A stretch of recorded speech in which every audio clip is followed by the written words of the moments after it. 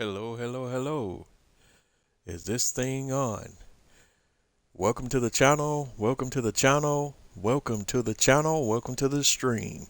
It's Bose831 Gaming live on Twitch on Wednesday night. Apologies for the delay. Kind of having so much fun. Lost track of the time here tonight and getting started a little bit late. And my sincere apologies for that. But we're here now and we're live and we're rolling. This is Bose831 Gaming live on Twitch, and once again, we're continuing my live Twitch live stream series on Farming Simulator 22, and we're playing on the ELM Creek farm. And let's just hop right in. We're picking up from where we left off on the last episode. And while we're getting started, I just want to welcome everyone for tuning in, wherever you are in your neck of the world. And happy day, night, or whatever it may be where you're located at. And let's just get right to it. On the last episode, we had started our grape harvest, and we're continuing with that process right now. Our grapes are ready to go, and we have our grape harvester. And we're harvesting our grapes from our grape vineyard, and we have just filled our grape harvester to capacity, so now we got to bring it back out of there and unload the next load of grapes that we have. The grape harvester has a capacity of about 3,100 liters, as you can see there, so we're just going to roll back over here till we get the unload trigger. Dump the next load into our trailer.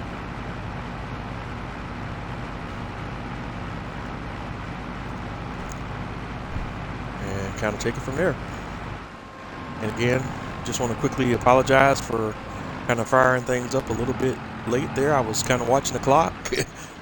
And then I wasn't, and the next thing I know, time had passed me by. Doesn't happen too often, but here we go. So maybe we'll do a minute or two over tonight. We'll see how things flow. But we're still going to get our time in like we always do. Let me make sure we're in the right spot here.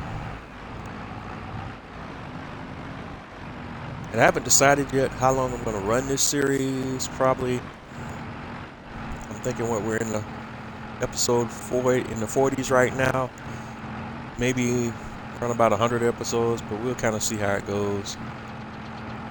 Stop at the century mark, but I also just kind of pay attention to see whatever feedback we get from the community. If you guys want me to do something on another map or anything like that, definitely check that out, and we can definitely go with that if I get some suggestions from the community, and they want to see me do a series or do something on another map, or even if y'all guys want to see me go live on some other or different games, we can definitely make that happen as well. But right now we're knocking it out on Farming Simulator 22 on the ELM Creek farm, and just kind of rolling along on that series. There's a lot of other games I play. I mostly kind of stick to RPGs, although I do a lot of sports gaming. Aside from Farming Simulator 22, I also play a lot of NBA 2K22. But I'm going to tell you now, I'm more of a casual than an expert. I struggle with that, especially this year's version. I know you have the guys that have that play this, for hours and hours each day. Sadly, I do spend a lot of time gaming, but I'm not necessarily one of those ones that gets that much better as I spend a lot of time doing it, if that makes any sense, because I'm into gaming, but not like that all the time. It's mostly gaming is mostly a form of relaxation for me. I don't stress over it that much. I don't take it that serious that much, although I do, but I'm not like, I'm hardcore, but I'm not hardcore, if that makes any sense. I definitely enjoy gaming. It's my favorite pastime. It's how I relax. It's what I just, when I'm not working, and it's pretty much what I do. And for me, because I'm from the old school, gaming has been a part of my life even before it became the mainstream thing that it is today. I go back. I started gaming actually way back in the day when one of the first gaming systems was out. My dad rented a Magnavox Odyssey system, which was one of the very first gaming systems that was out. Just for something, just for the family to kind of mess around with one week. And that was my introduction to gaming. Actually, was on a Odyssey. I think it was the Odyssey 2 or one of the Odyssey systems, but I know it was the Magnavox. Whatever that Magnavox system was, one of the earliest gaming systems that was out. And that was my introduction to it. And then from there, various different Pong setups. Of course, the famous, or not so famous, Atari Pong system set. We had one of those setups, or what we used to call it back in the day was TV tennis, and had that for years. And then my mom got me a ColecoVision at some point during the 80s, and I had all the expansions for the ColecoVision. I had the 32X. I had the steering wheel that came with the turbo game. I had the Rocky controller, the Rocky expansion that came with the special controllers for the boxing game. I had the Atom expansion pack, the Sega CD. I had all of that stuff too. Although the Sega was with the Sega system, I own the Sega system too. But just let's see, the Sega came after though. But I did have the 32X for the ColecoVision and all of the add-ons for that. Then after I had the Sega when I was in the military, that's when I got introduced to the Sega. I actually had the Sega Master System, and I had the regular Sega system, and we used to play Madden for money back in the day. Kind of telling on myself there, and just kind of went from there. And then from that point, in the 90s, I kind of built my own. Well, first I rented a PC, and I was having a lot of problems with it, so I kept kind of messing around with it. And the story I always tell, because it's actually a true story, is was then at the time there was like a series of books called these 4 Dummies books that taught you about various different things. You can learn how to do stuff by reading these books. And it was the PCs for Dummies book, and I just started reading that one night, and then I just kind of tore my PC down and broke it down, and kind of put things to get back together, and kind of learned by trial and error, and that's how I got into PC gaming, and kind of went from there. And that's kind of where I stayed. That was my home for gaming for many years, was on the PC. In fact, and then after that, sometime after the original Xbox came out, the one with the Duke controller, I did end up buying one of those, but not when it first came out. It was a little bit after. And I've kind of been an Xbox guy ever since, even though I've kind of, over the years, kind of floated between the Xbox and the PC. I'm not as big as a PC gamer as I used to be, because now, as I've gotten a little older, I've kind of gotten away from the PC a little bit, and I use the PC more for work and business purposes. Although I still have a pretty decent rig. It's just older now. It's kind of showing its age. I really need to do an upgrade. I should have did it right before or during the pandemic, but I kind of procrastinated on it and did not do an upgrade. If I had timed it right, like I wanted to do, or like I thought about doing, I could have got in before prices went crazy during the pandemic. But I just one I kind of sat on too long, and that one's on me. And we all know what happened with the prices for PC parts, especially video cards, during the pandemic, and that's kind of where we are now. although things are starting to head back in the other direction. But you know, but I am looking at later this year because my PC setup is very long in the tooth right now, so I am looking at doing another PC setup and getting quote up to date. Although I'm still an old schooler, I still want to have one because I know most of the modern systems have the SSDs and don't have the DVD drives on them. But I still want to have a DVD drive on mine, so I'm still having a little bit of struggle with that process and trying to find a case and a setup that meets my needs and still allows me to have that space for having a drive in the case. They're harder to find these days because most of the newer systems don't even accommodate for disk drives anymore. That's the way these systems are today. But I guess I'm a dinosaur when it comes to that a little bit now. But definitely going to get that figured out. I might even try to see if I can rig up my current case and just plug a modern board in that. But I know how that goes because if you don't have a case that supports some of the new features that these newer systems have that could bottleneck you and using some of the technology that may be available with some of these latest motherboards. So it's just some stuff I got to figure out, but definitely gonna try to do a new PC build at the end of this year, and also time for me to get a new laptop. I have a laptop that's so old I don't even want to speak on it, but definitely want to do that too. Up, and we're full.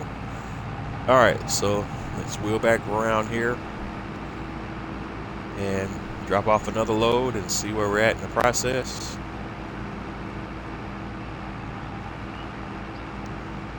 But definitely got a lot of stuff I want to do with my PC. I need to get a laptop and just get back because I am still a bit of a techie, but I'm not anywhere like I used to be. I used to be on top of all the latest trends and everything, and be on top of this stuff and get stuff.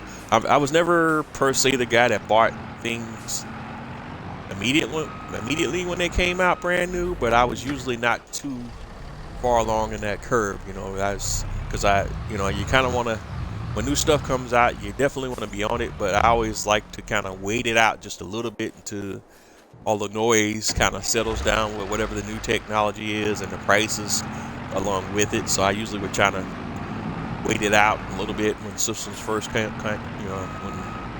products first come out. And the same thing with the systems. When the Xbox first came out, I didn't jump on it right away because I always know, prices are going to be the highest at the launch. You want to wait with most products, especially electronics, it's often wise to wait until the product has been out for a while and all the noise has settled down, the prices have settled, and a few of the bugs have been worked out.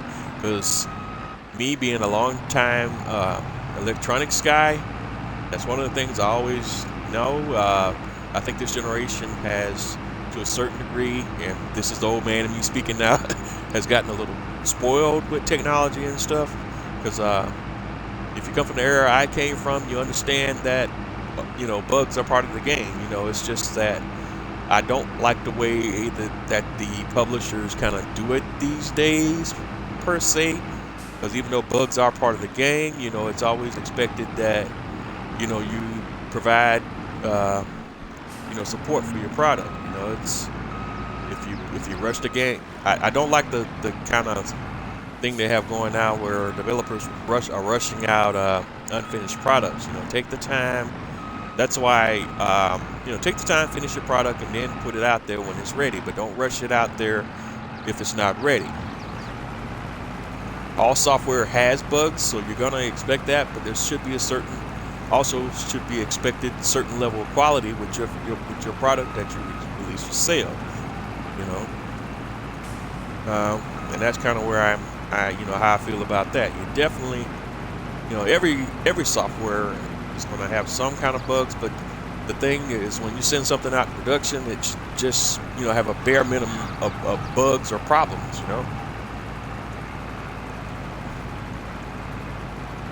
And that's, I think what happens now is these gaming companies, because of the deadlines, because I happen to work in the industry, but just not in the retail part of it. So I am aware of, especially how the testing product works and software development, and part of that part of the software development process. You know, and you know, but I understand from the resale side, you got these deadlines and all these things, but there has to be a balance between making sure that you set and meet realistic deadlines and just don't rush out unfinished products. But I know when you start dealing with corporations, it gets a lot more complicated for sure. But as you can see with certain games and products, these companies are paying for that right now. You know, as a long-time Microsoft guy, it's definitely been disappointing with, especially with some of the stuff that was announced and now pushed back this year on the Microsoft side of things, and I'm definitely disappointed about that. But at the same time, if that's what it takes for them to put out quality products at the end of the day, you know, I can suffer through the delays, you know. But just Microsoft has just kind of got to this point where they're having this history of delays and still not putting out the best products. But I hope that these next few releases, as we're rolling into 2023, Microsoft puts an end to that, and you know, we get to the point now where we're having a steady stream of quality releases from the Microsoft side of things. You know, Sony has that thing down, but the thing you got to remember with Sony is most of their stuff is focused on the single player experience, and Sony has that whole deal down to a science. You know, and releasing AAA games, but mostly single player experiences, and they're masters at that. But Microsoft has kind of killed it as of late. Is this with the whole thing they're doing with Game Pass? It's just masterful.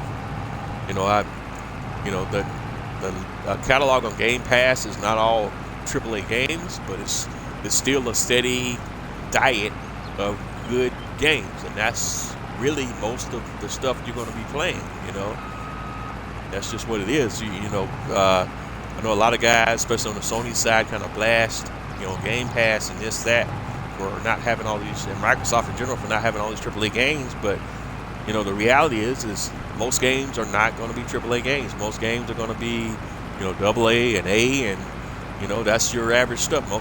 And even a lot of those games that they blast, you know, when you look at the scores for the ratings for those games, a lot of the games on Game Pass have very high, you know, scores and experience ratings. So it's not as bad as a lot of the internet makes it out to be.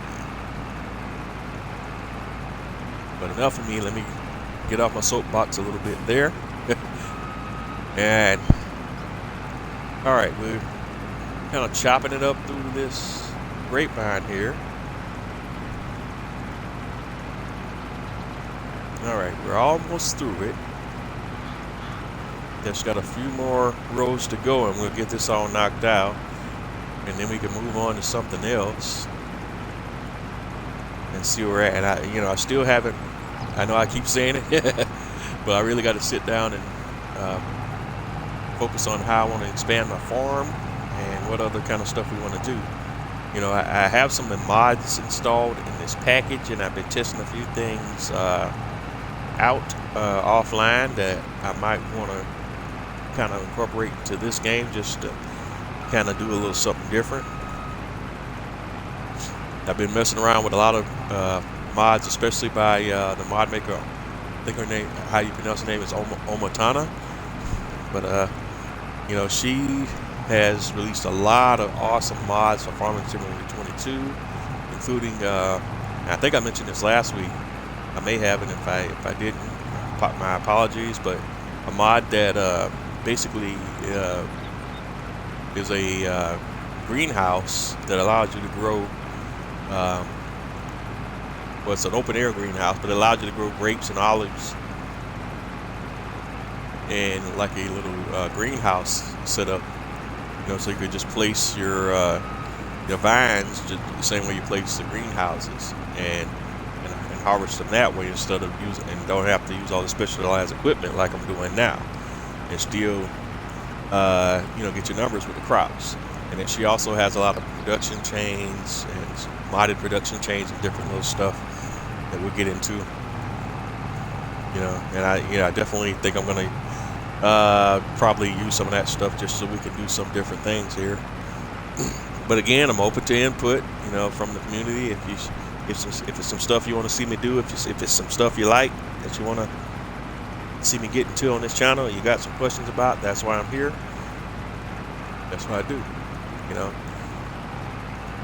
I'm by no means the foremost expert on Farming Simulator 22, but I have been doing this thing for a while, and I do know a few tricks here and there, and definitely can, if you're kind of new to the game or whatever the case may be, definitely can help you out with some things. I don't know it all, but I do know a lot of stuff. Because I've been doing this for a little while now, and I do have a few tricks up my sleeve. As we say here in the USA. Alright, now my harvester wants to get stuck on the poles all of a sudden. I'm trying to get it straightened out. That was kind of moving along very, very well there. Alright, we're up to 86%, so we're almost about ready to dump another load. Yeah.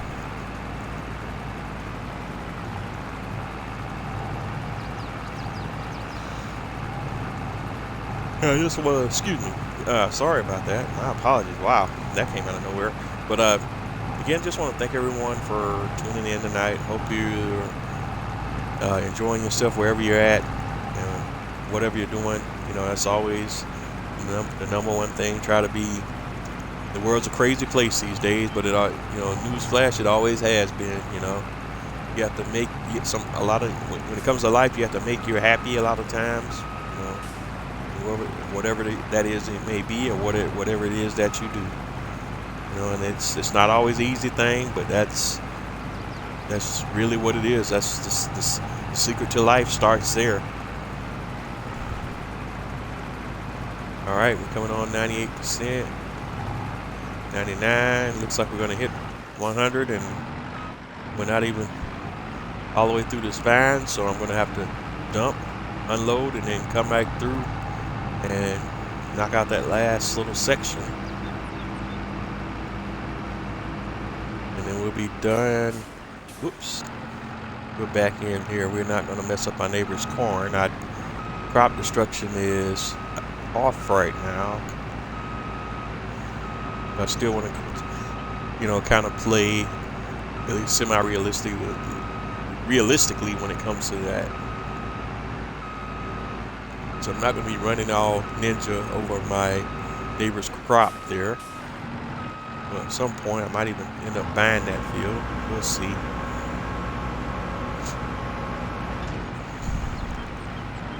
Alright. And hopefully this trailer won't max out before we get this whole field harvested. Alright, although it looks like it's pretty close. Alright, let's go get this other little section. And hopefully everything will fit in this trailer. So we won't have to make multiple unload trips. Alright, let's see if I can get her lined up properly here. Turn on. Alright, turn the harvester back on, and we just got this little small section right here. You can just kind of see the grapes. And we're just going to hop right in there, grab this last little section of grapes. Come on. Alright. Now I want to get stuck on the poles again. Alright, there we go. We got it. Grape harvest is complete. Yay!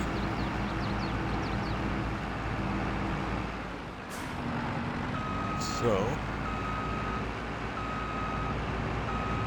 I'm going back in here, although I could have brought the trailer out this way.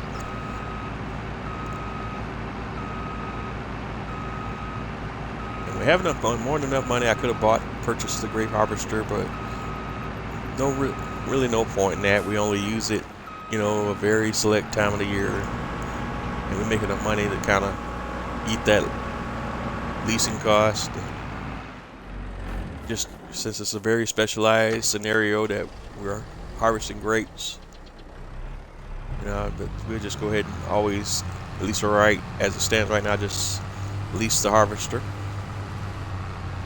All right, so we got 12,478 liters of grapes from our grape harvest for this season, which is not bad at all. Not bad at all. So that's a great harvest. So now we want to take our grapes over to the grape processing facility, and we can get our grape product production chains going. There's still a few production chains in Farming Simulator 22 base game that I have not done yet, just because of the complexity of the production chain and some of the inputs that are required. I haven't really gotten to anything with olives, you know, because of obvious reasons, because it's really the same as with the grapes, but definitely because you got to have olive vines and basically do the same process like you do with the grapes. So I decided to go with the grapes first because there's more products that you can have grapes as part of the production chain of.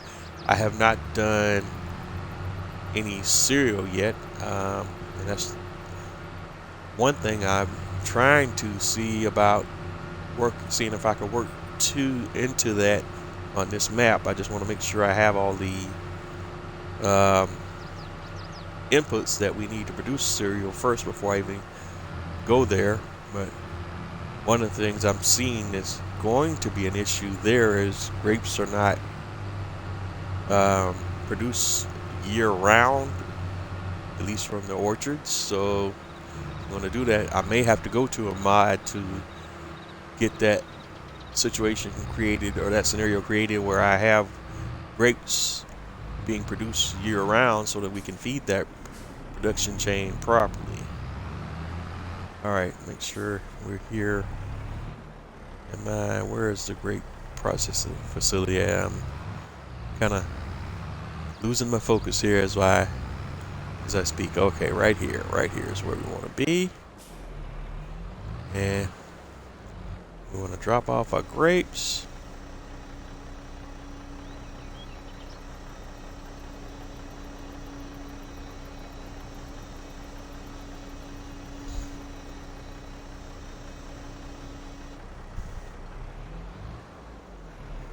All right, man, let's hop out and take a peek at this facility so we can see what we're working with here. And here we are, the grape processing unit, and here we can process these grapes into raisins or grape juice. For right now, I'm gonna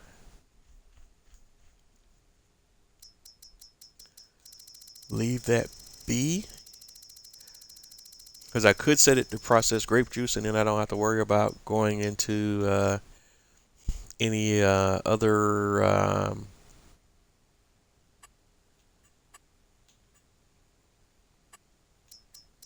production chain.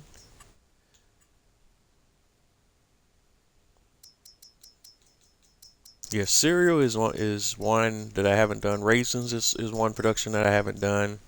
I've done honey before, but not really. And honey, if we're doing cereal, we'll need honey. We'll need raisins, which is a derivative of grapes.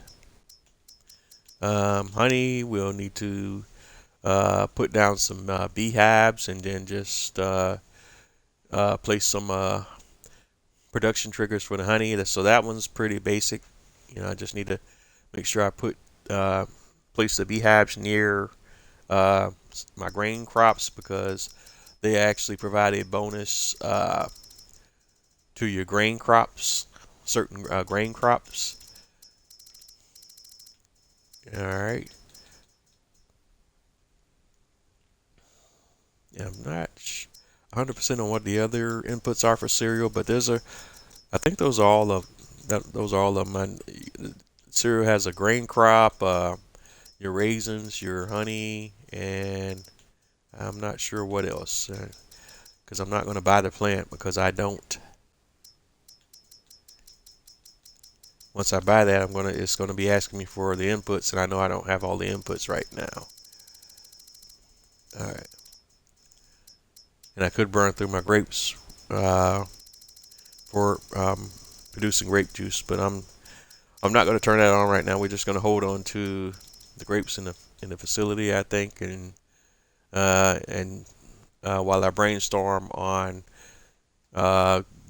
seeing about getting the cereal production set up. I gotta look at that a little bit there before we proceed.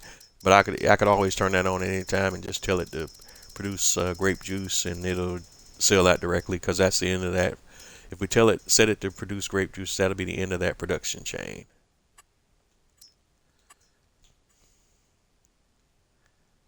And we actually have it turned on in the distribution or logistics warehouse.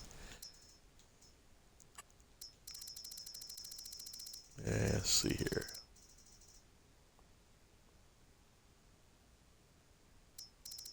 Outgoing products. And we actually have 3,000 liters of grape juice already in there, and it's distributing that, so the grape juice is already being sold.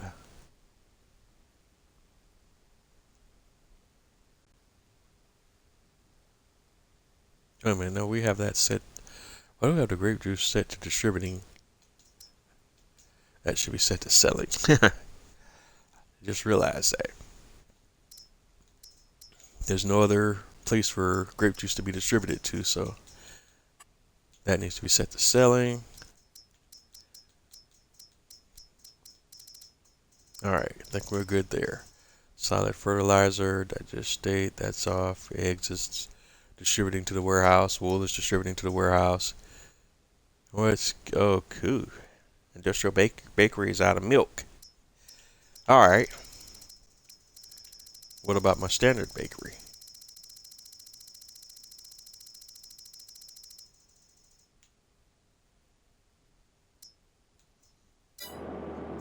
Okay. Well, we know what the next thing is we need to do then. We need to go do some milk deliveries. Awesome. Alright. But we dropped the grapes off to the processing plant. We're going to hold on to those for a minute while I brainstorm on what we want to do with those grapes. If I want to turn that on and just have it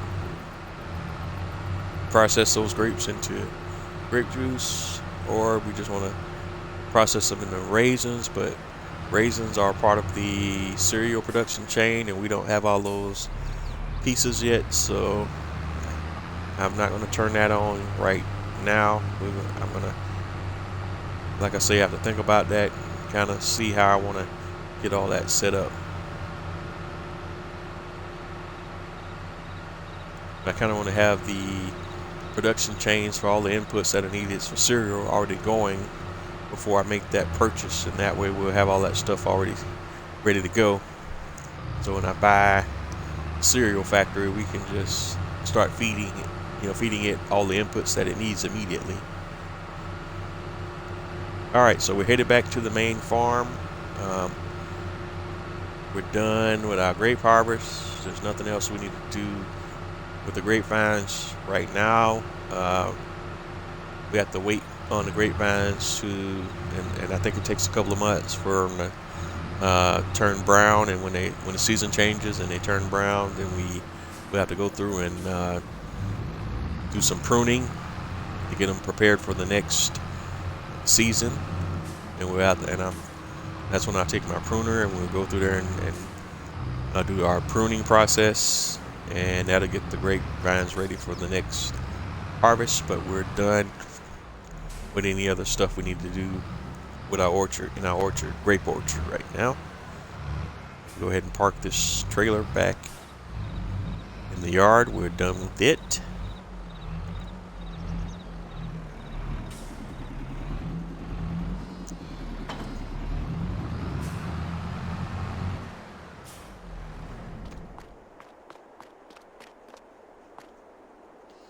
Go and close that gate.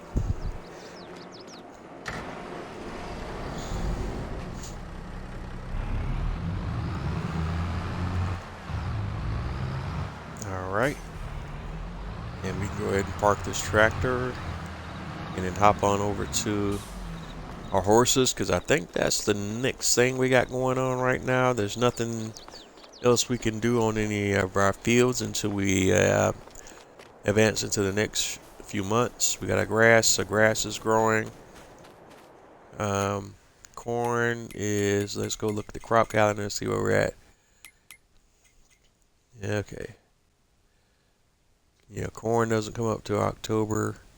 Same with the sunflowers, soybeans, all those guys are in October. Same with my sugar cane. So we're going to have a lot of stuff coming up in October that we're going to need to harvest.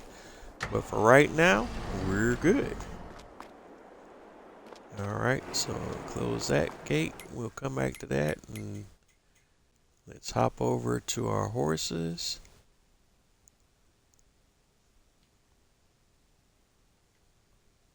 Okay, kind of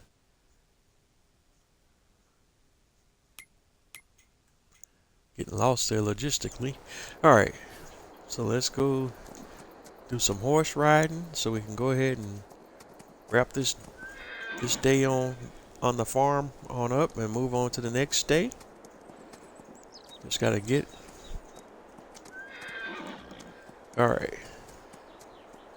Gotta get my riding on here. Having a little bit of a struggle getting started on the horse, but here we go. And like I said before in previous streams, I know a lot of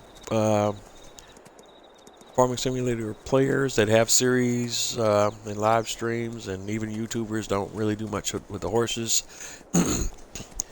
But I figured just so we can have a little bit different content, we'll do something with the horses, even if it's still the same deal for the most part. You just kind of hop on them, ride, clean, rinse and repeat. So it does get repetitive, but that's part of the process, because when you think about it, you know, even most of the stuff you do in the game is repetitive. At the end of the day, it's just, you know, it's just what, if you enjoy doing it, that's what you do. And really, when you think about it, that's what it is in most gaming. But here we go. We're going to go ahead and get this horse riding out of the way, and then we'll go ahead and advance to the next day.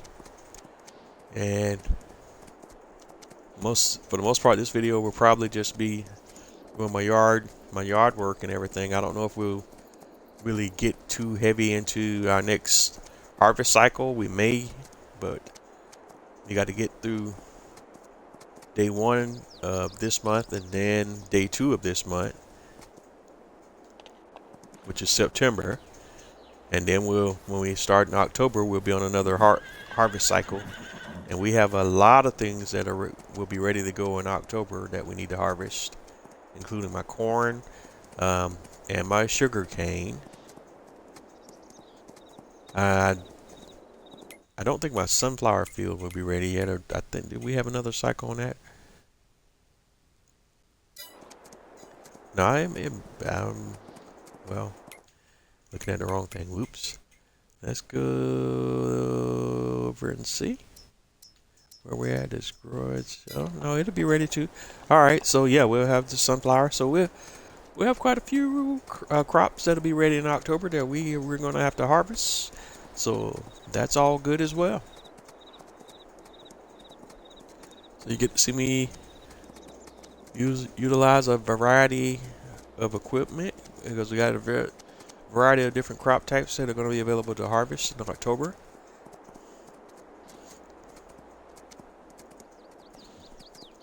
So that's all a good thing.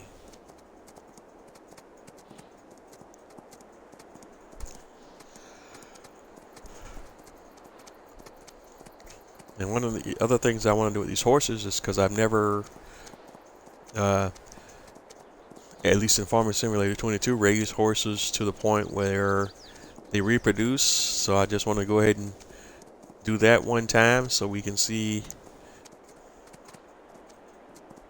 what happens with the horses once they reach the point where they mature, and see if we have any horse offspring, if you will. All right. because I don't think the game visually shows you like baby horses, just like with the pigs, with the cows and the pigs. They don't give you piglets and calves. They just have additional cows pop up. But we don't go through the whole visual process, at least of seeing uh, calves and with the piglets and all of that before they get big. Although you still see numerically, you still see the age to let the younger ones.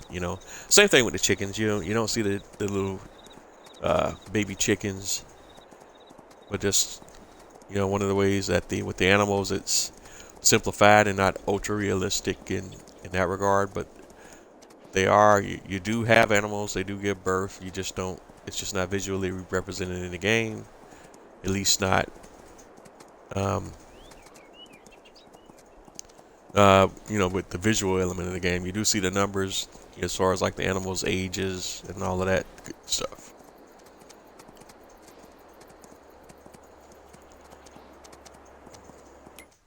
And speaking of that, let's take a peek in that menu. I had to check what was going on with the pigs. So we did still those now, yeah, and we see the pigs are 1 month right now, so essentially they're piglets. All my 90 pigs have 90 piglets. And with my cows, got 180 cows, and they're all sitting at 23 months right now. So almost 2 years old. Oops.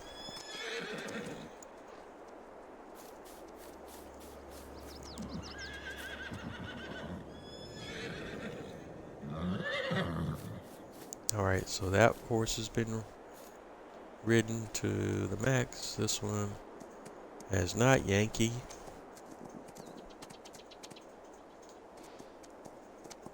And sorry, I wasn't keeping track in my head. I think this is the last one, and then we can go ahead and get them cleaned up.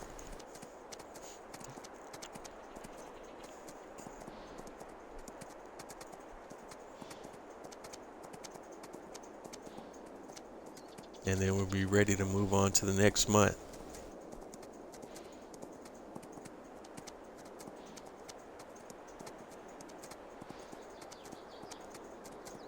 Oh, that's right. Although I did identify one thing that we need to do. We do need to bring some milk over to our industrial bakery so we can get that bakery back producing again, since it's out of milk.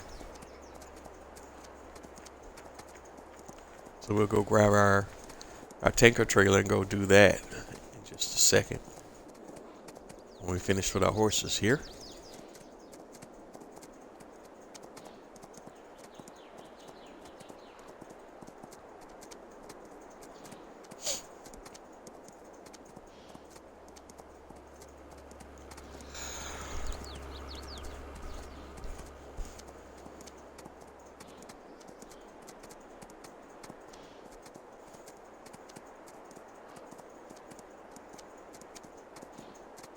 Alright, we're at 90%, so as we near the stable, we should hit 100%. And there we go. So, tail the horse, whoa. Bring him, load him back into the stables, and let's get them all cleaned up.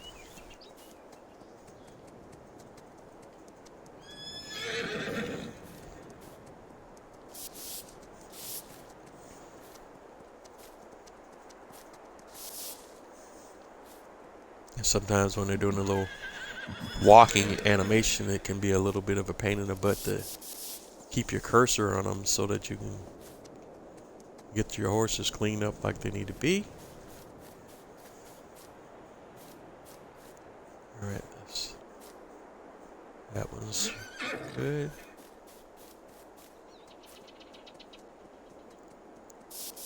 Alright, there we go. That one's good.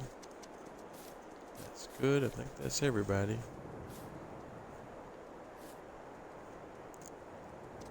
Okay. And just taking a look at the horses in the animal menu, you see there they're at 72%. And I just want to see once they reach 100% on puberty, if we give birth to another horse or horses. I don't even know how that works. Hopefully we'll see momentarily.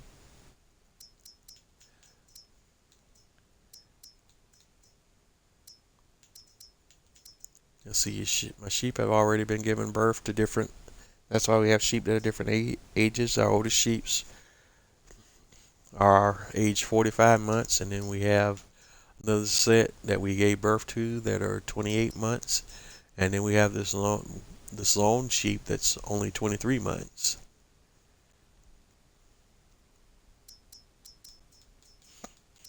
And animals don't die in Farmer Simulator 22, so once you reach the max capacity of your animal facility, that's pretty much it. And if you want to simulate going through the growth cycles with your animals, then you're going to have to sell off some of your animals so that you have space for the younger animals to appear, because again, they don't die. So if you want to kind of simulate them reaching puberty and giving birth to other ones, you have to have space for the younger ones to appear, so your facility can't be maxed out, or your animals will not do anything or have any offspring when they reach puberty in the game. Alright, enough about that. Let's go ahead and take care of that milk situation real quick. And for this job, I'm going to make sure I grab a better piece of equipment. And for this one, we're going to use our Mac Superliner. Except we're not going to need our dump trailer. We're going to need our liquids trailer. So we're going and grabbing that from the garage.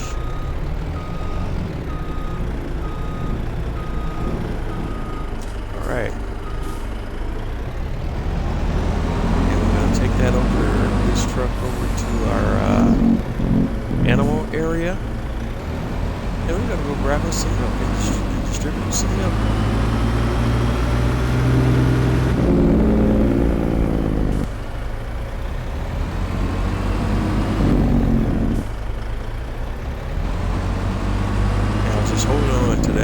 Sprayer today, just in case I run into some situations where I might need to spray before I terminate the lease. But I do want to make sure that if I don't use it or have any use for it anymore, that I go ahead and sell it or return the lease back to the shop before I advance the day, so I don't get charged again for a lease and I'm not using the product.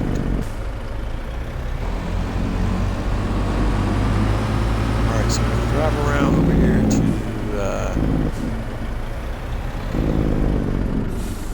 there's the milk on this side or the other side, I don't know.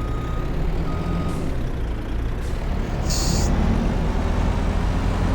maybe the other side is, because I think that's just, we don't need the whole slurry right now, but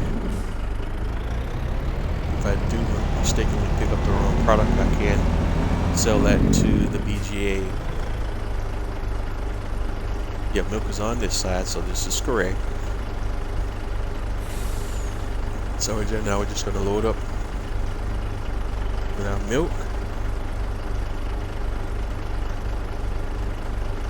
And I think I still have this trailer set at the unrealistic capacity, but I'm not 100% on that.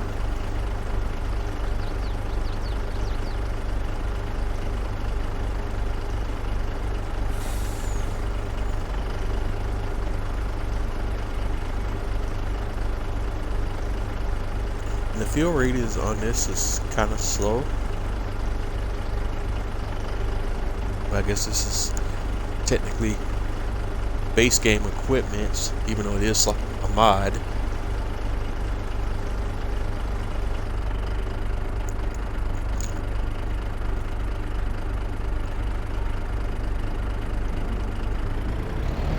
Alright, so we got 110,000 liters of milk. And that should be plenty of milk to keep our industrial bakery going. Our standard bakery still has plenty of milk, so don't need any additional input there. But definitely fill out the industrial bakery. I can definitely dump some, get rid of some milk over at our standard bakery as well if it's needed.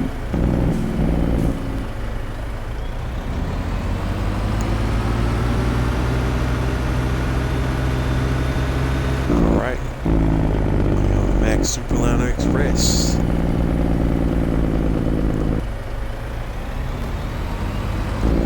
Alright, we're coming up on a spot where our production facilities are at.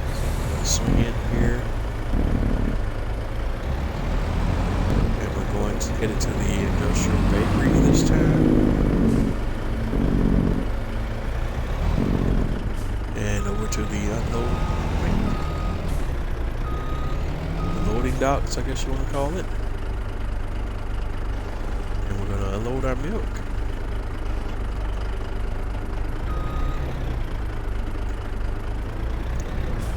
Okay, why are we being temperamental here?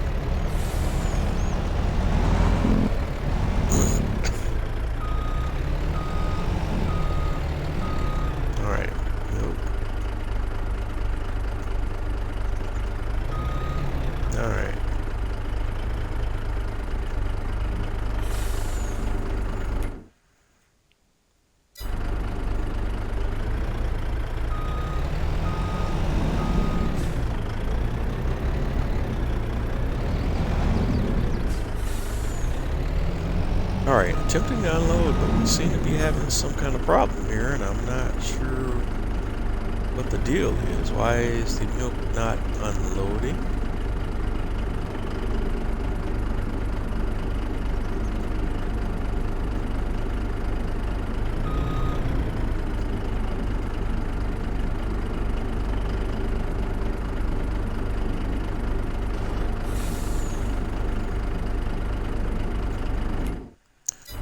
This is vexing.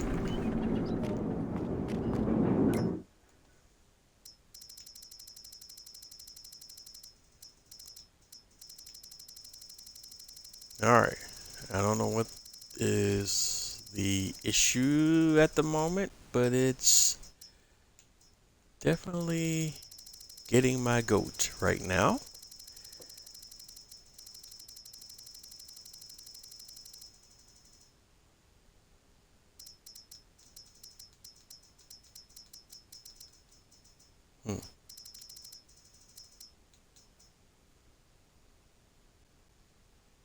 Okay, never mind. Okay.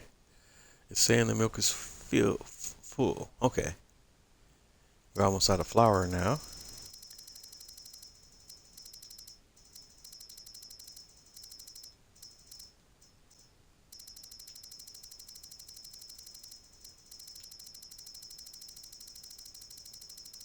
And what about our regular bakery?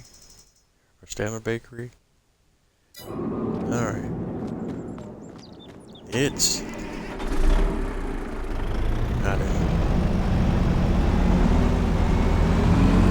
It has capacity for milk, but not a lot of milk. So I guess we'll just end up selling all of this milk.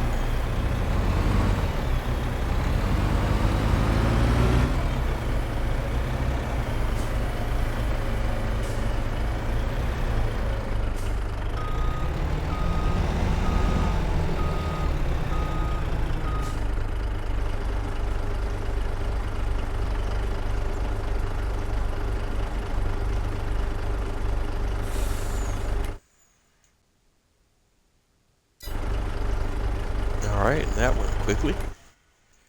So we got milk in both facilities, and they're both filled to the max.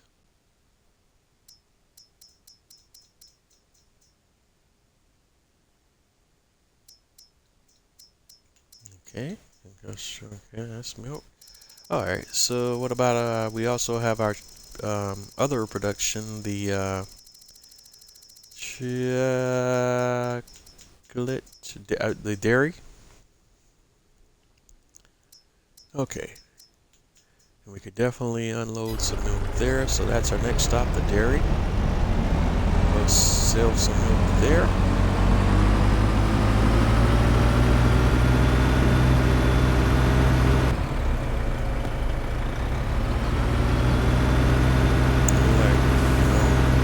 We'll get this thing figured out one way or the other. That's for sure. But right now we're headed to the dairy.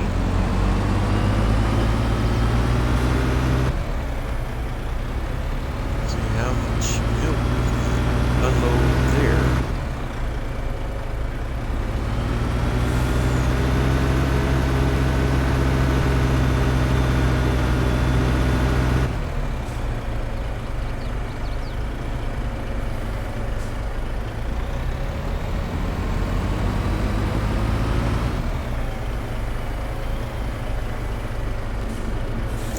Coming up to the dairy. There's a trigger. And we're going to try to unload here. Boom. Milk is full. So we should be cranking out some cheese and butter, cheese, and chocolate now.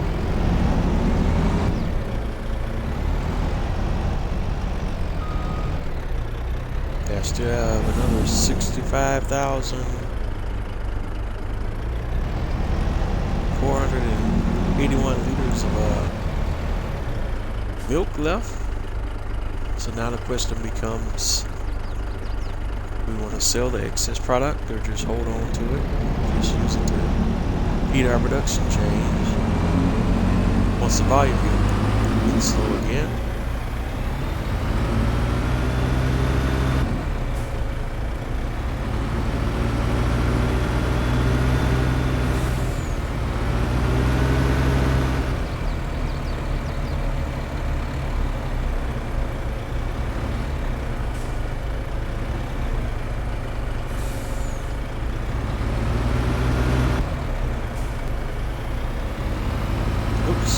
take the sign out. Hopefully that one will repair itself. Took that corner a little too hot.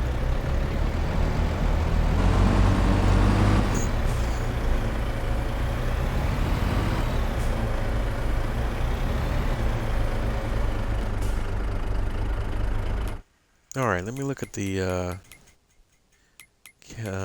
prices here and see what do we have going for milk and what are my available sale points for milk. We got the bakery, we own that. The dairy. Alright, we could go ahead and sell the remainder of our milk to the Johnson's Farmers Market for $1,238. Or we just could keep storage. I'll just go ahead and we'll go ahead and sell it. Alright, so we're gonna head on over to Johnson's. So that's our milk.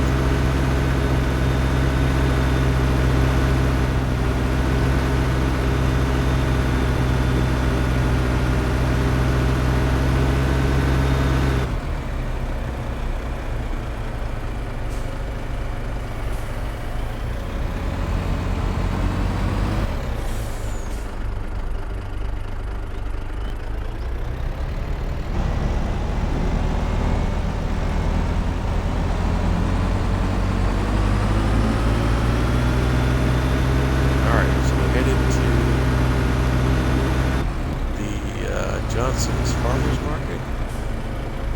Did I make a wrong turn here? Yes, I did. About where I'm at. My apologies. Get wrong turn there. Got where my final destination is. Bust a U-turn. Get back on the right track.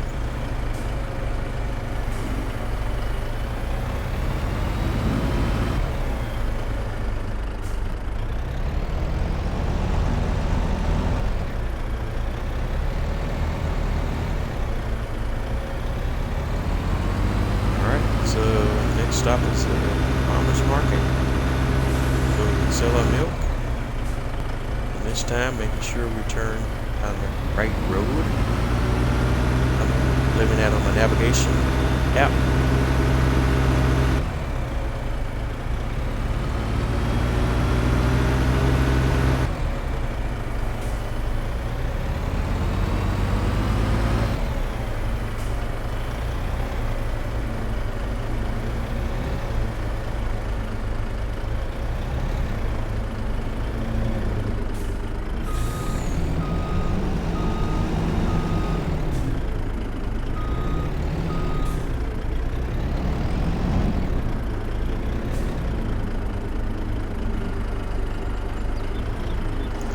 Here we go, dropping off the milk to the farmer's market.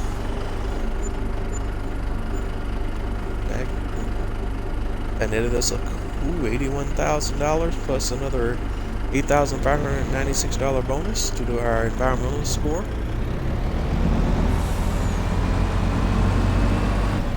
Not too shabby, not too shabby.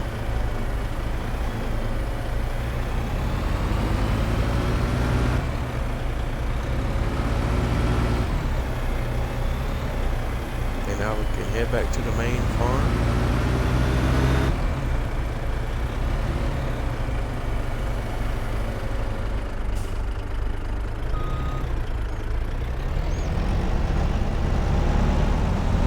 Sorry guys for my reckless driving. If you've been tuning into my series on a regular basis, you know that's one of the things of me. Driving skills in this game sometimes often leave a lot to be desired. Alright, so we're heading back to the farm.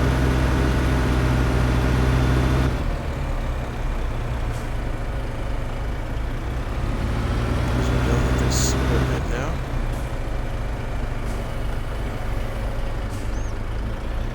We'll go back and get this stuff back into the garage.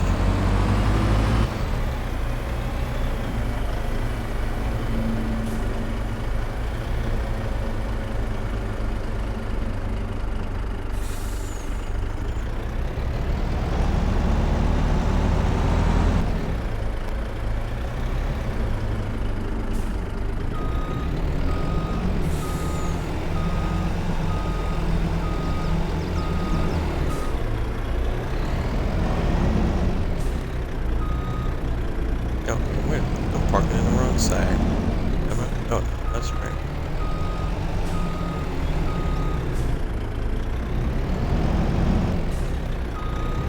Alright, so dump this trailer off until we need it again.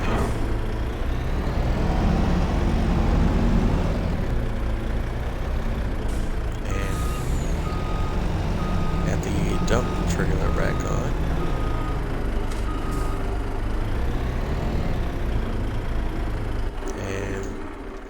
Ready to go.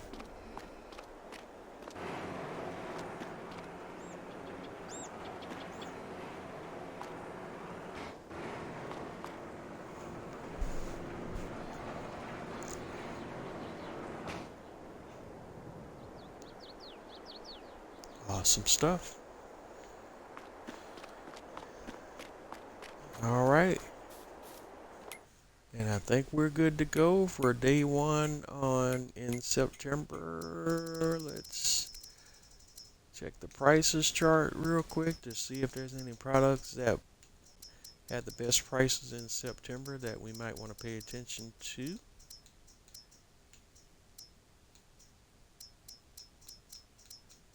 And just going through the list. There's sugar, and we already have that in one of our production chains, so we're not selling that out in the market outright. We don't have biomaterial. Biomaterial is part of one of the mods I have installed. I'm not exactly sure which mod though. That's something I gotta figure out off camera as well. Same with these beams, the empty pallets, the empty barrels, the bark mulch, cardboard, paper, acetic acid, and molasses, urea, and then wood pellets, straw pellets, hay pellets, and this compost. Fast compost, that's compost basically as well. I just don't know fast composter, I don't.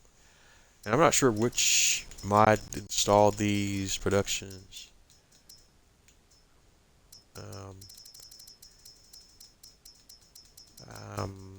Because I would like to probably do some of those somewhere along the line. It may be part of the production change pack from Omatana, because I know these are part of those as well. All of these products here, they are additional production chains that are part of that pack that I have installed. In fact, now I kind of spoke to it earlier. Let's see if we can go look at it. If it's mods, and I don't know if there's, because some of those show up in the construction menu, so they may not show up down here in this section as well with the install mods and DLCs. You can see some of them mods here depending on if they're like equipment mods. You can see those in the mods and DLCs here under the shop menu. Alright, don't see any of her buildings showing up here. Piece of production plaque.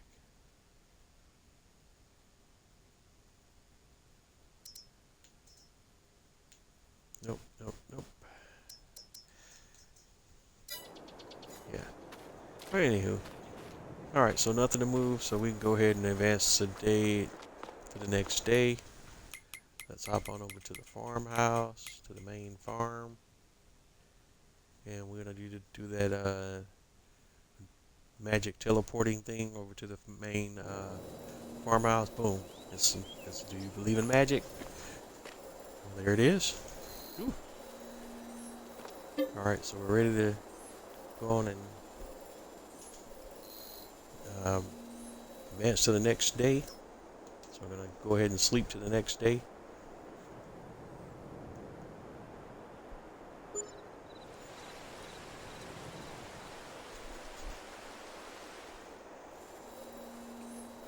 Alright, now we're on, whoops, the thing I told you I didn't want to do, I did. I forgot to turn in my lease, so that cost me some additional cash that I wasn't trying to spend.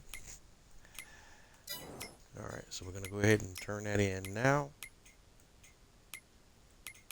Alright, go to my lease items, and yeah, I got hit with the harvester, the seeder, and the sprayer.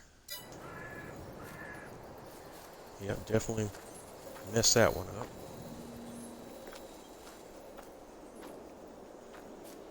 Alright.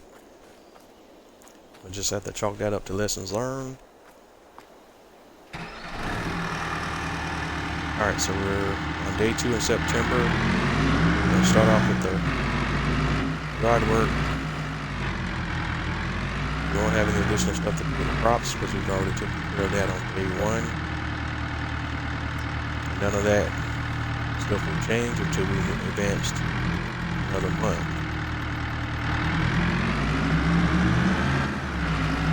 So first up, grab a load of seeds, and then go ahead and dump the seeds to our greenhouses.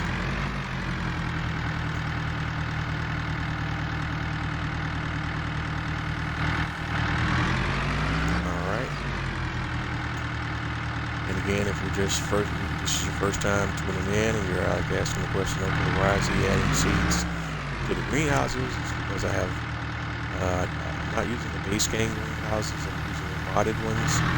These modded greenhouses that I'm using for this playthrough require additional inputs, and as a result produce additional outputs. And part of those inputs are seeds, along with either fertilizer or manure.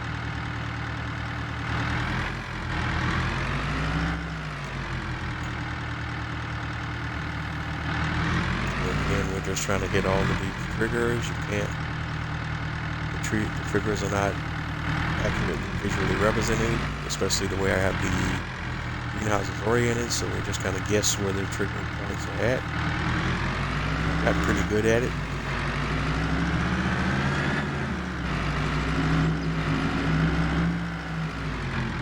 Go ahead and unload our excess seeds.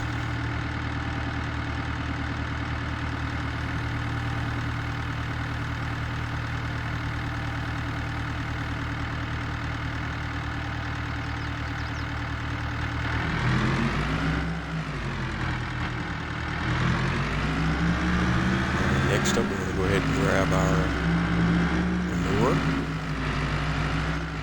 We have to go ahead and grab that over from the other section of our farm. So we're going to drive over to that area right now. Grab a load of manure.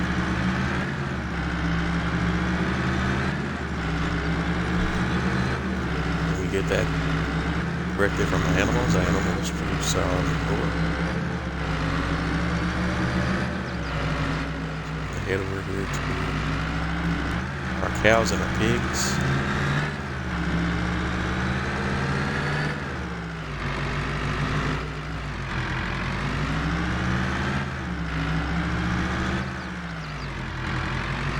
Alright, just take a little bit of manure. Maybe we'll take the whole load. Alright, max out. 1,820 liters of manure. And we'll bring that back over to the greenhouse.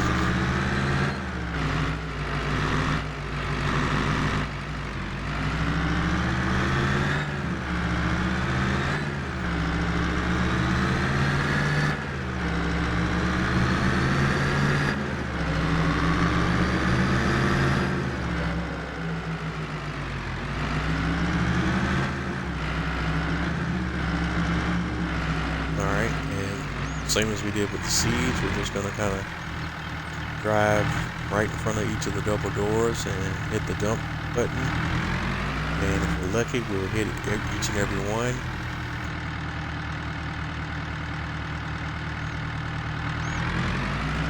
And if not, we'll get pretty close to it. It doesn't have to be perfect because they're not running out. We're just basically topping on the field points off.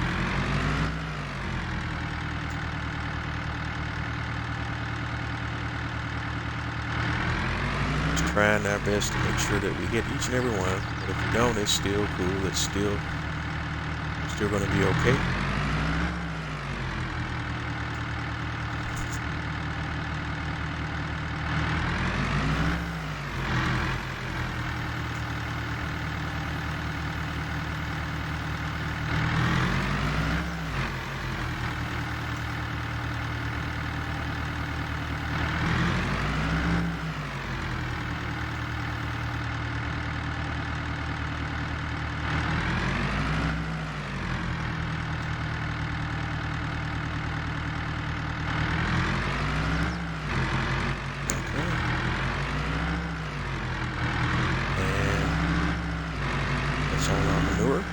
And let's see how we did. Let's go take a peek at our production chains and see how we did. And we're just checking all the greenhouses and looking at the seeds and manure. And alright, on the seed sides of things, it looks like we missed a couple of them, so those are kind of low. So I do want to kind of go back and see if we can hit those that we missed on the seeds. But everything else looks good there. Go back and unload this extra manure that we have. We're still going to turn this in some product. Where we're going to do this at is in our mini BGA. So electricity or methane fuel or digestion. And the mini BGA is where all that will be done.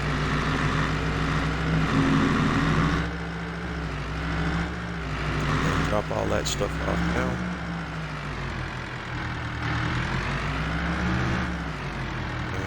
Okay. Just wait for the trigger to pop and then unload.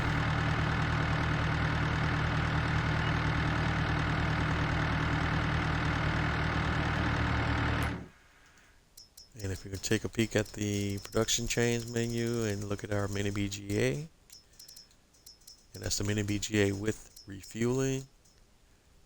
And we already had the manure production turned on, and we just dropped another 10,000 liters in there.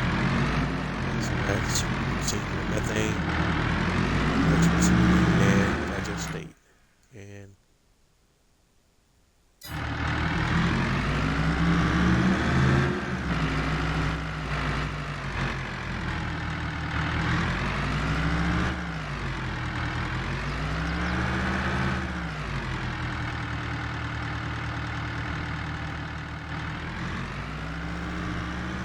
since we're here, we're just going to go ahead and pick up all the rest of the digestate that's already been produced. Go ahead and dump that over in the BGA as well.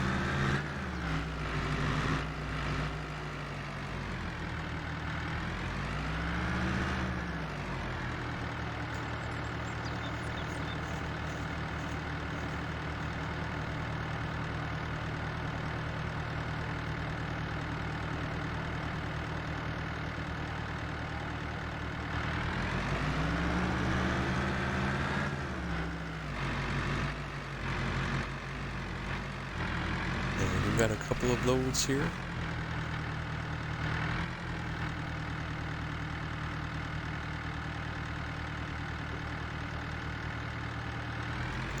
Since I have the tipper set to realistic capacity, we're going to have to do multiple loads, which is no big deal.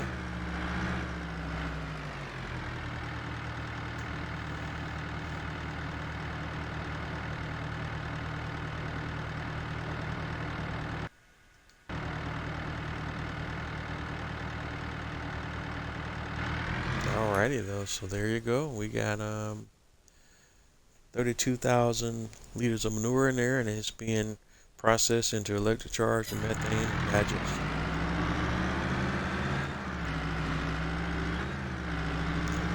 What I'm going to do is drive back over to the main farm, grab another load of seeds, and see if we can hit those two spots where we keep missing the trigger point.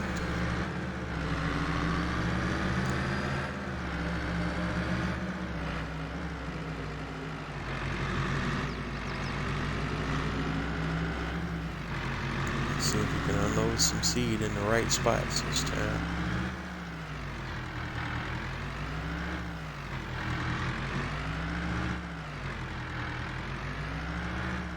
Alright, so start with seeds.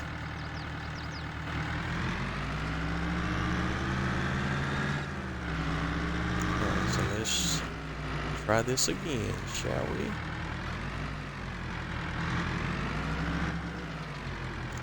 Seeds.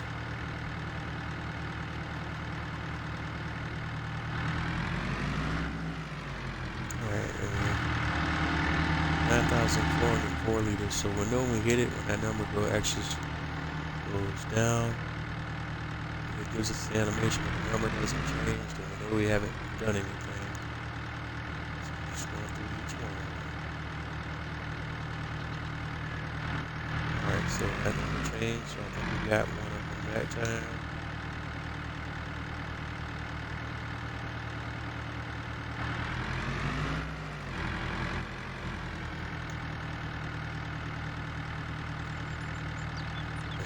Yeah, it's 89.56.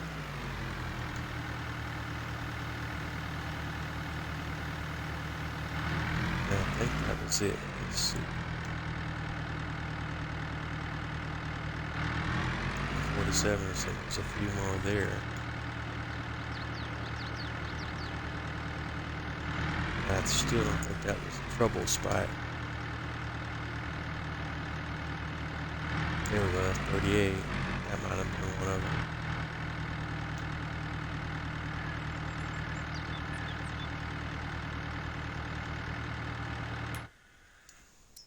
Alright, so let's scroll back up and see if we got it this time.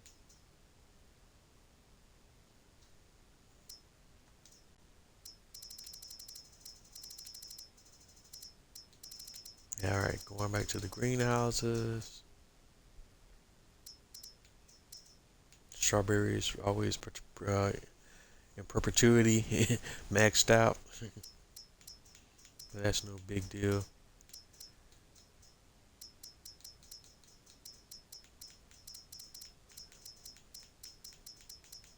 Alright. And we did miss one of the manure spots I see as well, but it wasn't showing that when I first scrolled through there. Alright, so all the seed spots are good.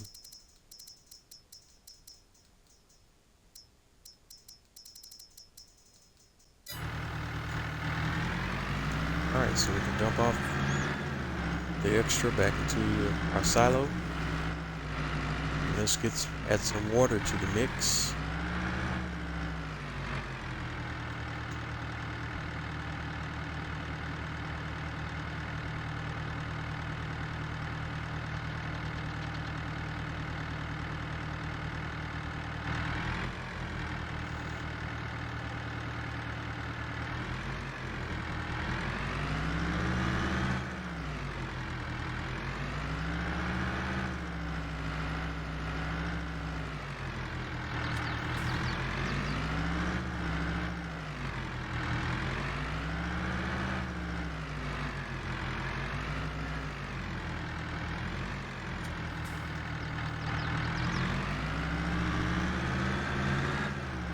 Alright, so we got the tanker trailer attached, and we're just going to come through. And water triggers activate automatically once you hit the button. So all we got to do is just hit the button and just drive through, and the triggers will do the rest.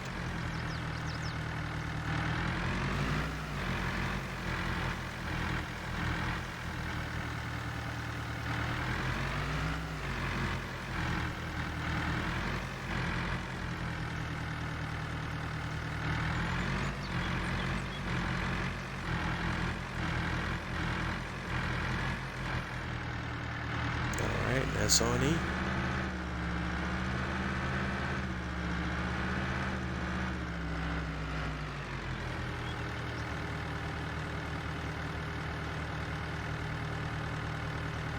So we're filling that back up.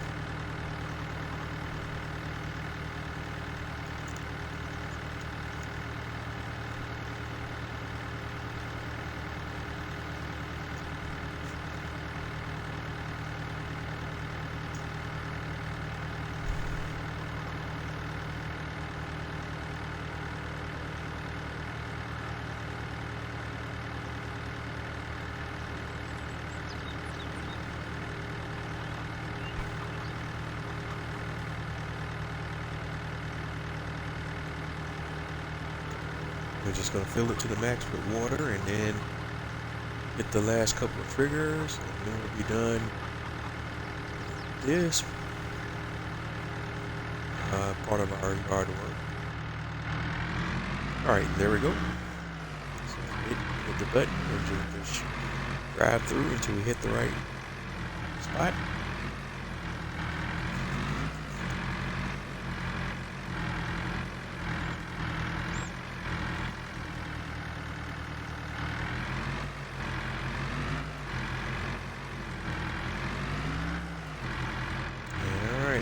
So it's sitting at 88%. And make sure they're all full. Checking the greenhouses again, and we want to be at 20,000 liters or very close to it for each of the greenhouses, and looks like we are, so we can go ahead and unload the water tanker. We're done with it for right now.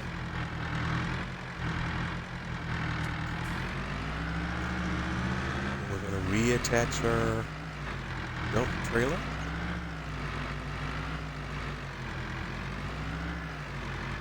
We won't be needing it for anything else at this precise moment. We'll just go ahead and hop in there and have it set up and ready to go, and hop over to our other section of the farm.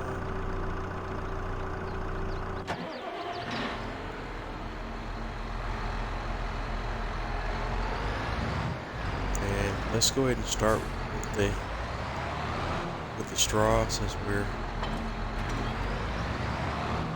here.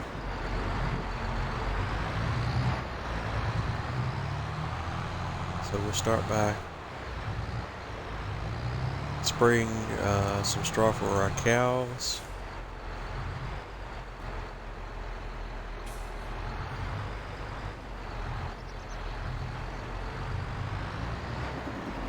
There we go.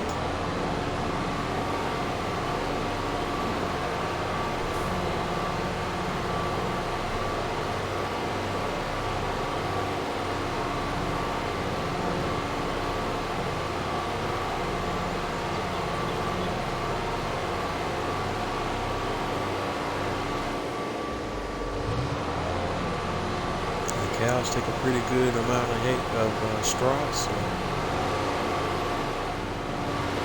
get through it.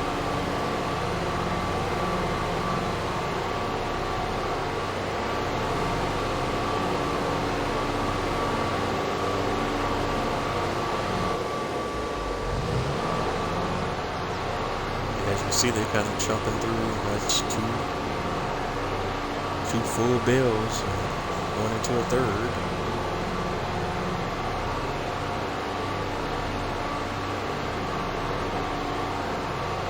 Cows go through a lot of straw.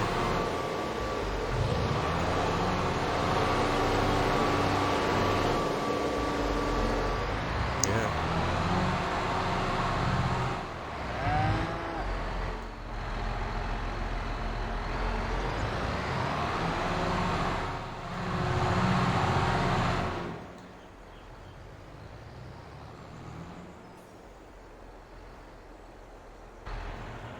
Okay. Yeah, they went through all the bales that we had in there, so we gotta grab some more bales and load them in the sprayer. So let's go do that right now.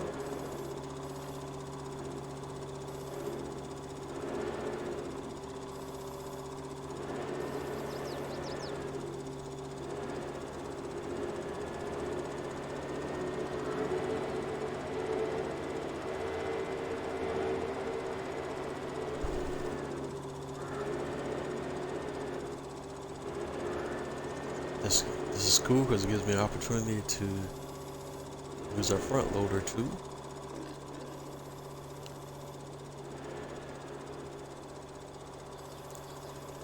And show off my bale handling skill set.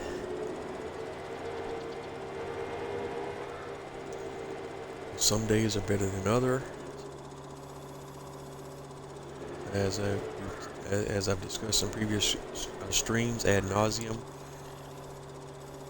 something that adds to the difficulty level is the unevenness of the terrain in this area. But I've had a lot of struggles trying to smooth that out using the base game landscaping tools. So I'm just trying to kind of work around it.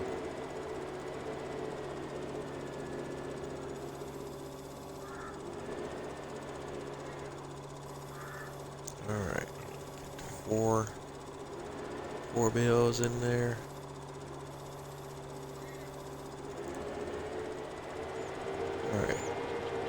going to try to be fancy now and see if I can get 2 more bells in the back end in the corner. So this will be a real challenge for my skill set, so let's check it out. Alright, so this time I just want to grab these 2 one at a time, so I just want to use the right side. Alright, come on there.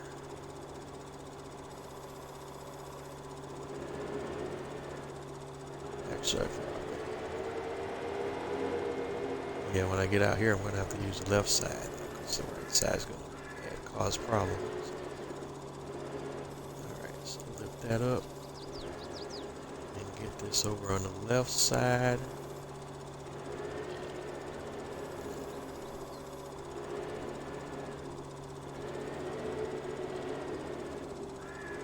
Alright, let's see if I can get it to drop in there without disturbing the other. Okay, that's a no-go. Here we go. Alright. That's it. Beautiful. Let's see if I can do that one more time. Or am I pressing my luck?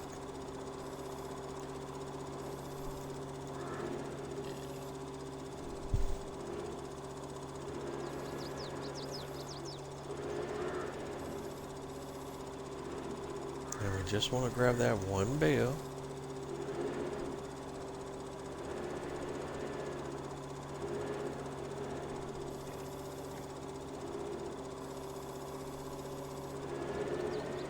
Alright.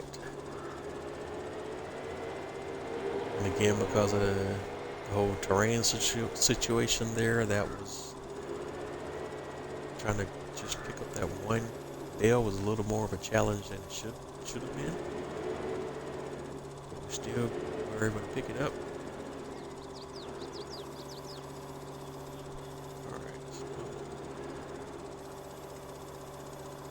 Alright, let's see if we can do this one more time. Let's go turn it. Lift.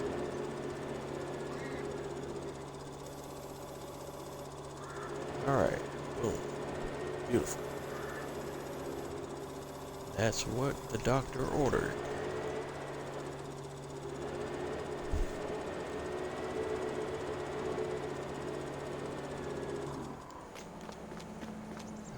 Alright. So we're gonna hop back in the blower. Swing it back around. And see how much more straw the cows will take.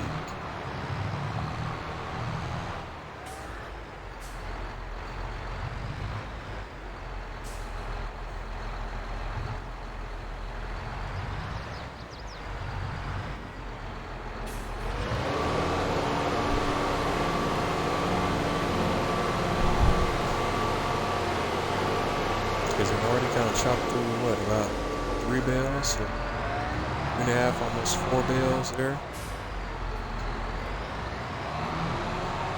We got the whole thing filled up.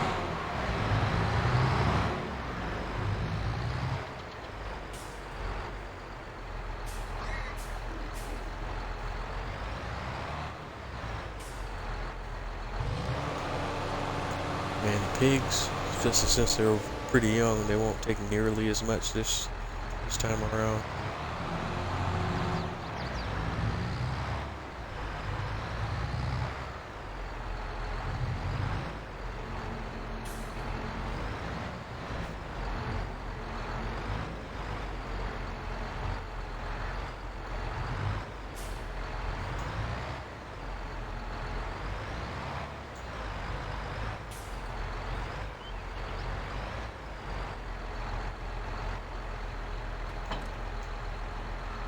Alright, so we're done with the straw blowing. We just need to do our pig feed.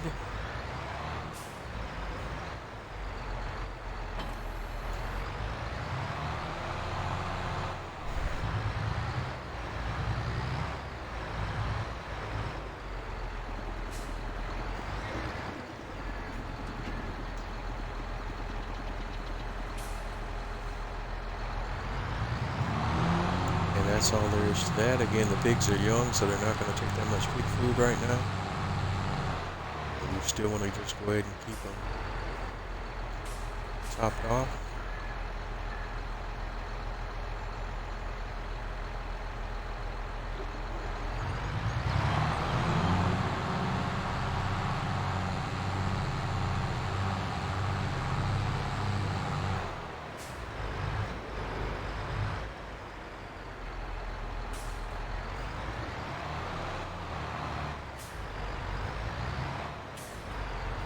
And we just go ahead and refill the trailer from the silo that we have on the farm, pig feed silo that we have on the farm.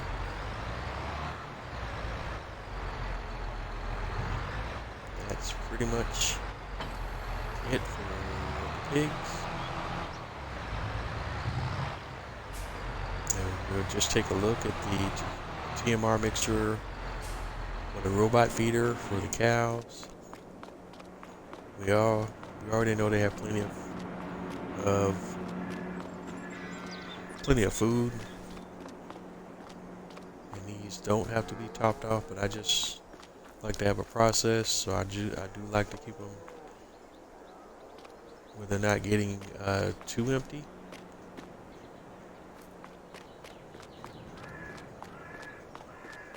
But nothing's really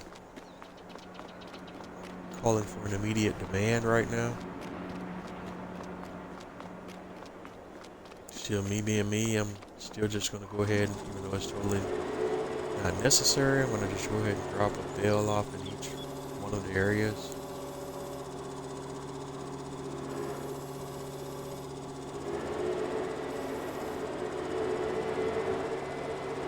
In fact, I think for the silage one, I could even drop off 2 of them. I just do the 1 and 1 for right now.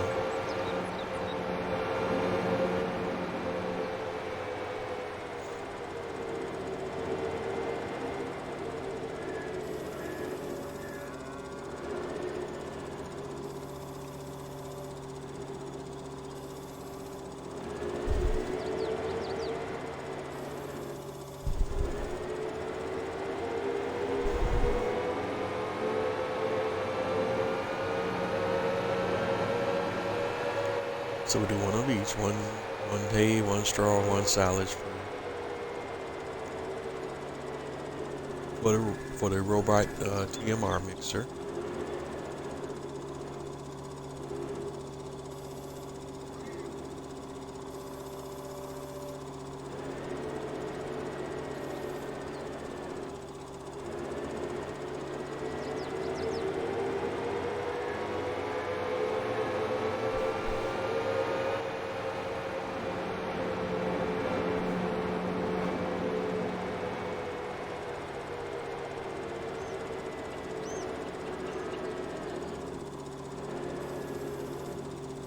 Alright, that's 1 straw.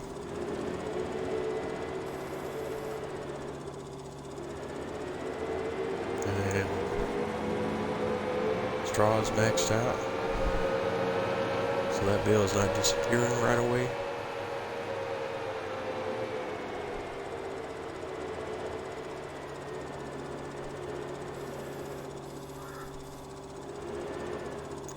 And in fact, for the hay, since that's what we want the mix to really be focused on, we'll go ahead and throw 2 of those in there.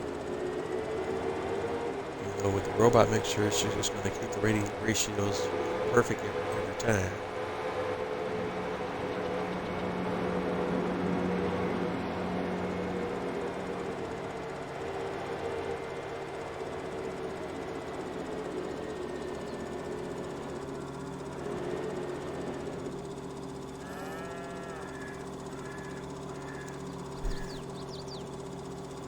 In fact, I'm going to take this moment to do my little screenshot time. So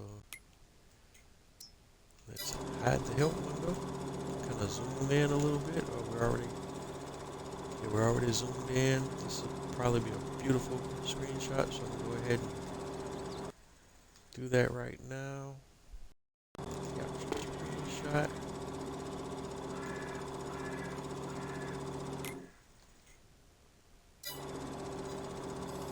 Alright, just unload those two. Yeah, it did take both of them.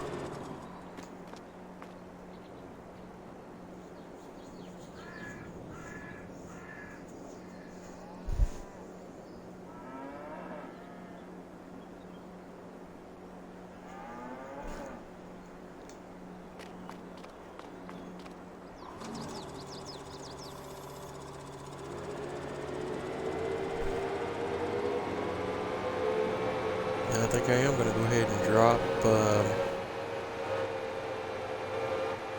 another silage bale over here as well.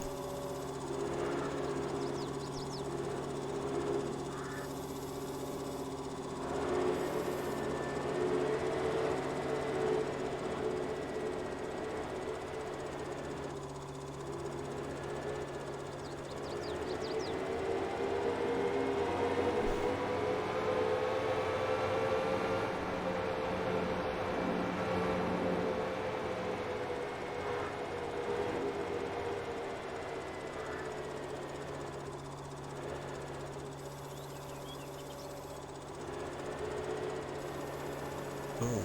So there we go. That's good.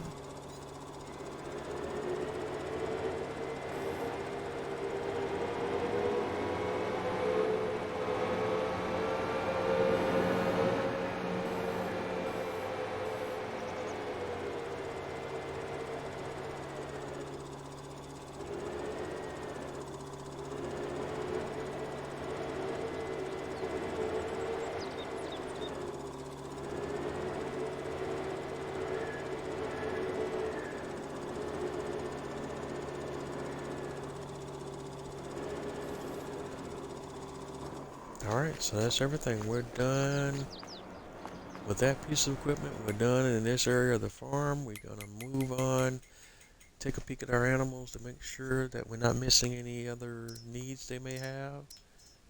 I forgot to feed the chickens. Alright, cows, sheep. So of course, we got to deal with the horses there. Alright, we're pigs. Yeah. So we go back to the cows. Sorry. Okay. Hop back over here to grain silo.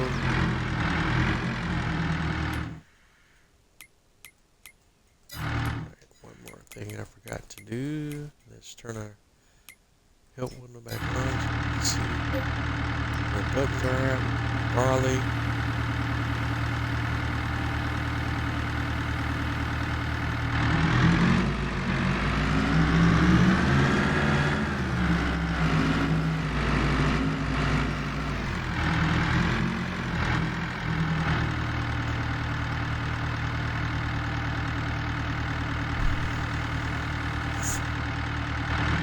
Alright.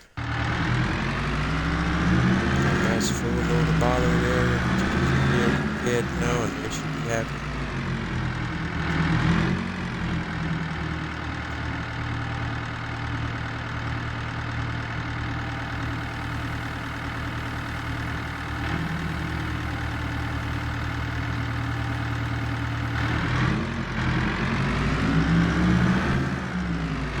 Alright, so that's all good. Chickens are good, all the animals are good. We just do our little thing with the horses. And that's probably where we're going to end it tonight. It's kind of where we hit it in the middle of our stream with taking care of the horses. We still got about another 15 minutes or so. So let's go ahead and get the horse riding out of the way real quick. It's about 2 minutes per horse, so that's gonna be about the next 8 minutes or so altogether.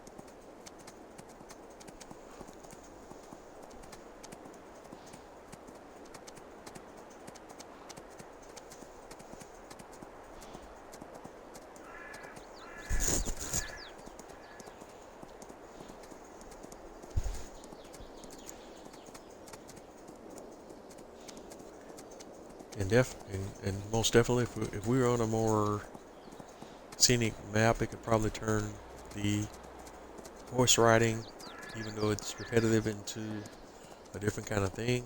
But even with that being said, as you've seen me say on other streams, I love the graphics on 22. I think it's an improvement from 19. I mean, it's to me, it's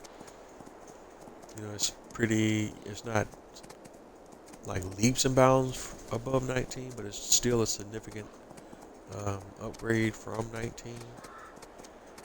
And I just love it, love it, love it. It all looks very good to me, and I'm not even on a high-end PC. I'm just on the next gen console. Excuse me, the Xbox Series X, and this game looks incredible on this Series X. All right, but that's one horse down. All right, let's go for horse number 2.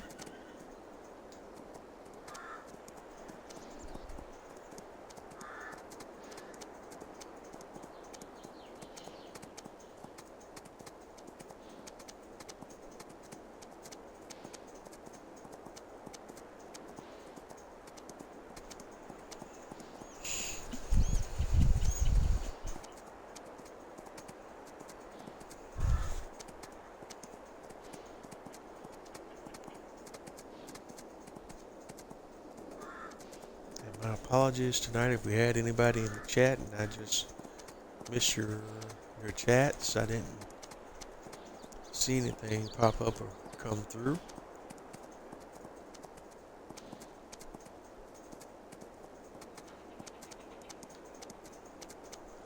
I don't think I missed anything. There's always that distinct possibility, If I did, I'm not ignoring you. It's just didn't see anything pop up.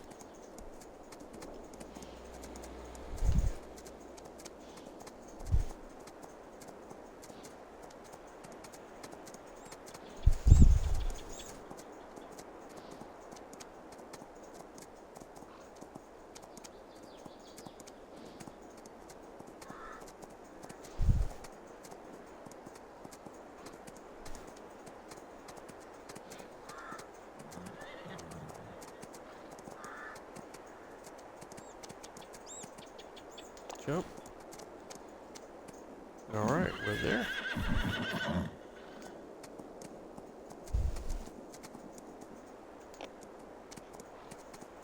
Next up.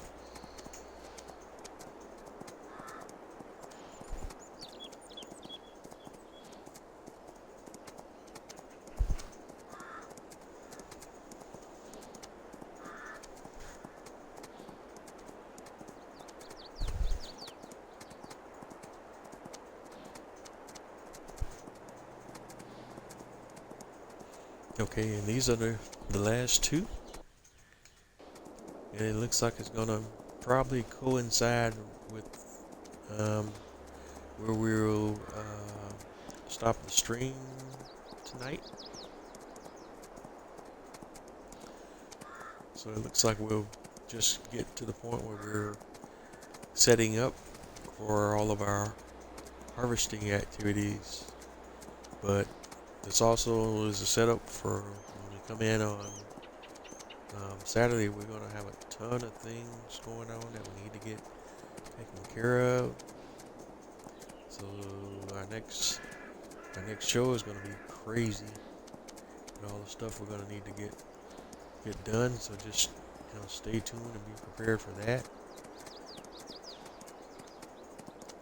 And I did indicate there's a few things I also gonna have to research offline, or at least off the live stream, that I want to look at. So hopefully I won't space that stuff out when we come back in as well. I kind of lay out what some of my future plans are for the farm.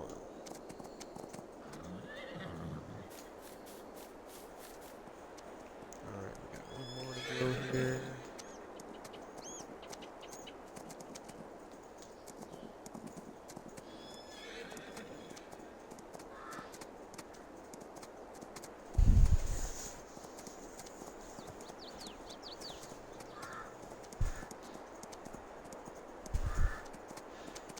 cool thing about tonight is, at least from what I can see on the front end, doesn't look like we experienced any of that random lag we've been getting lately with Twitch, and no connection drops tonight so far. Don't want to jinx it now that we're at the finish line, almost at the finish line, but so far so good. Looks pretty good.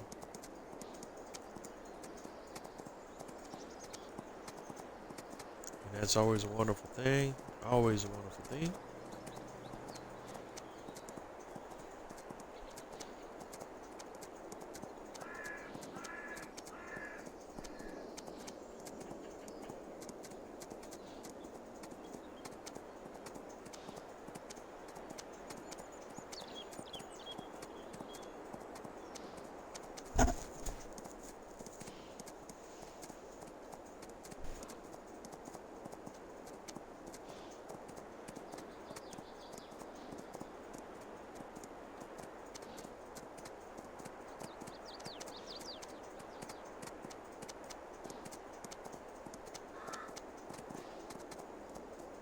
Alright, 93%, 97.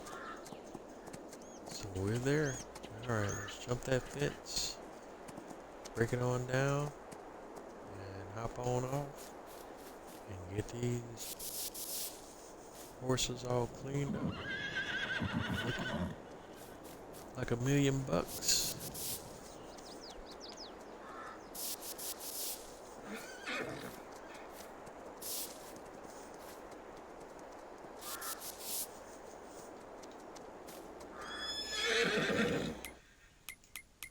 Okay, and just take a peek at the animal menu to make sure we got it all covered.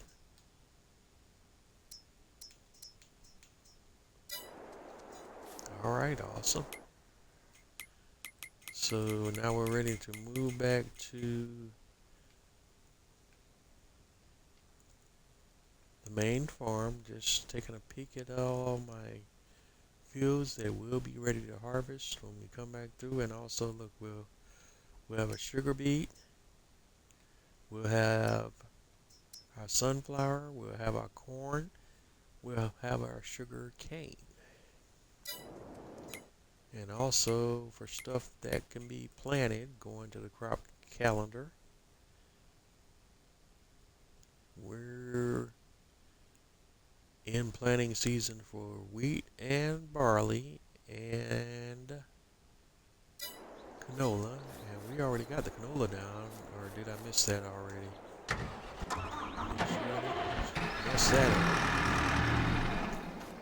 Alright.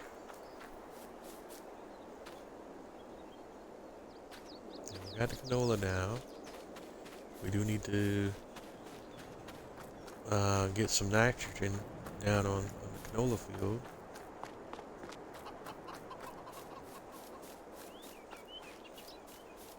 And doing this the hard way, let's hoof it over to the wheat field. Make sure I didn't miss my planting window for that. I thought we had that one handled as well. We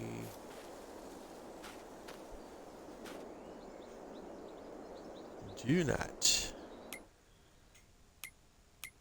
So, alright, crop calendar.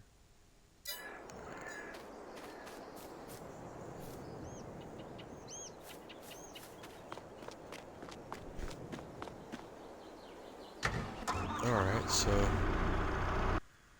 in the last few minutes of the stream, this is what we're gonna do. Let's go hop over to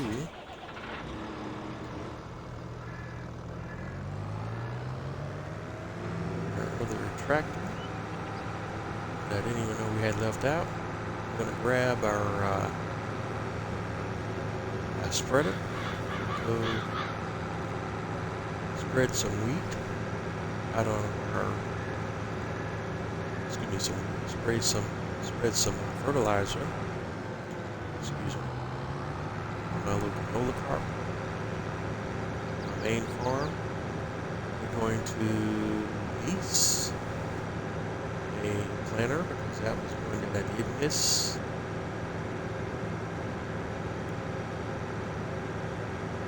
I had to. That was a sprayer though. I just totally missed that. That I still need to plan around dropping weed. Dropping, planting wheat. And what's on my brain tonight?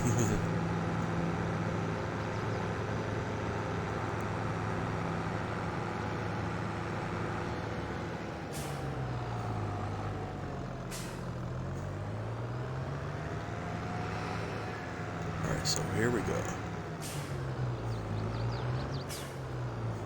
And let's grab our spreader.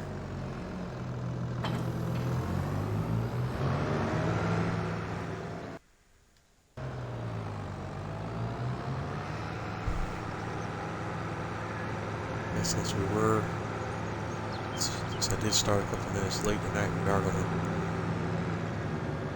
be able to do a little bit of overtime. So let's get this bad boy cranked up.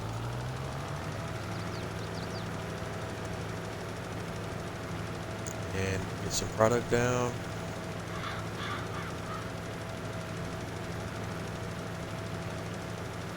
Alright, so we're just getting the mineral fertilizer down on our canola field.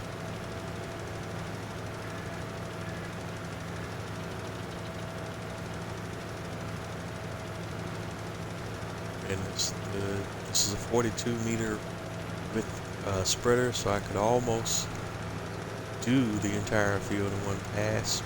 Not exactly, but pretty close to it, but just still miss a little strip on the side, so I just kind of ride along close to the edge of the field, but not too far over. So you're still going to have to do another pass out of the way.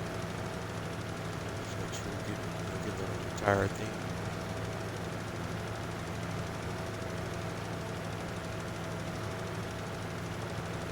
And as I'm looking at the day 2 calendar up there, I noticed that, see, rain is in the forecast, and that might affect my harvesting processes going into day 2 in September, day 1 in October. If you have bad weather in October, I'm going to have to wait until that weather clears so we can harvest, so the rain doesn't negatively impact the harvest.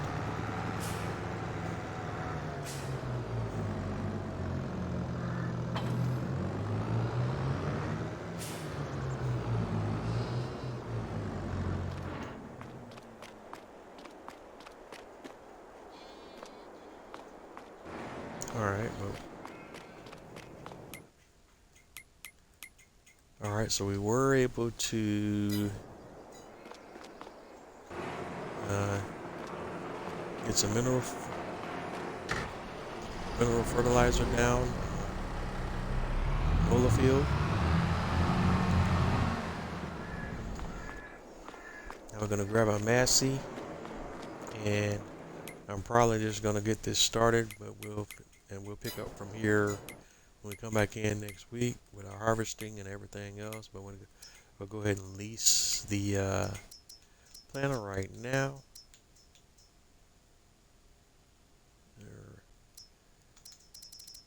Just make sure that it's direct drill so that we don't have any negative impacts on our